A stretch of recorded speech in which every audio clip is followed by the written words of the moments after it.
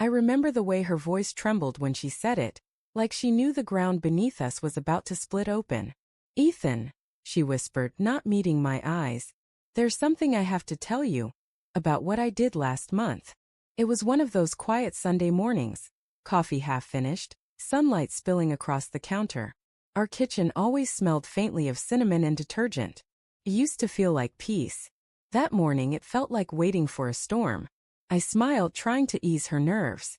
You didn't crash the car again, did you? But she didn't laugh. She didn't even blink. No, she said softly. It's about the fertility clinic. The words hung there, heavy and foreign. My stomach tightened. Months ago we'd been there together, to test if everything was fine, if we could have kids someday. The results were private, something between us. Or so I thought. What about it? I asked, my voice sharper than I intended. She swallowed hard.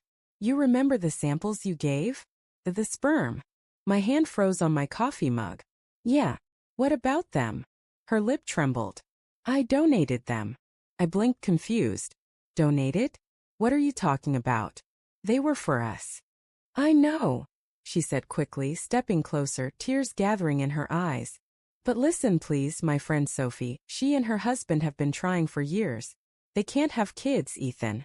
She was desperate, she was breaking down, and I wanted to help. I stared at her, trying to process the words that made no sense. So you gave her my sperm? Without telling me? She nodded, barely audible. Yes. My world tilted. The silence stretched so long I could hear the refrigerator hum. I set the mug down hard. You stole it. Her eyes widened. It wasn't like that. Exactly like that. I cut in. You took something from me, from us, and gave it away like it didn't matter. She flinched at the word stole. Tears slipped down her cheeks. Ethan, she's my best friend. She was falling apart, and I thought. You thought. I snapped, the anger in my chest turning to something worse. Disbelief, betrayal, grief. You thought it was okay to give another woman my child? The words made her sob, but I couldn't stop. Do you even understand what you've done? I said, voice breaking. There could be a child out there, my child, that I'll never know. You didn't just betray me, Lily. You changed my life without my consent. She tried to reach for me, but I stepped back. The kitchen felt suddenly too small, too bright. Ethan, I didn't mean to hurt you, she whispered. I just wanted to do something good. You've always said kindness matters. Kindness. I let out a bitter laugh. Kindness doesn't involve lying to the person you claim to love. She crumbled then, covering her face with her hands. I thought you'd never agree, she sobbed. Sophie was desperate. I couldn't watch her suffer anymore. And you thought betraying me was the solution? Her silence was answer enough. For days I avoided her. I slept in the guest room. I stared at the ceiling at night, haunted by a face I'd never seen. A child that might exist somewhere, with my DNA, my eyes, my smile. And I hadn't even been given a choice.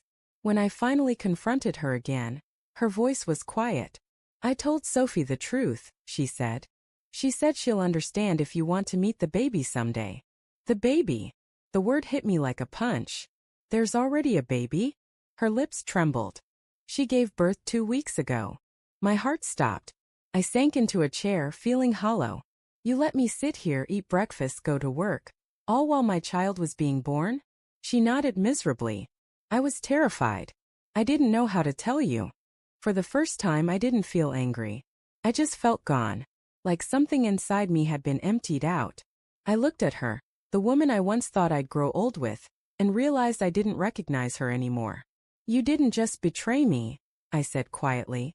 You erased my right to choose what kind of father I wanted to be. That's not love, Lily. That's control. She sobbed as I stood, grabbed my keys, and walked out the door. The sunlight outside was blinding, cruelly normal. Birds sang. Cars passed. Somewhere in the world a baby cried, maybe mine. And I knew in that moment that nothing would ever be the same again. Some betrayals don't shatter with noise. They break you quietly, piece by piece, until you can no longer tell where love ends and loss begins.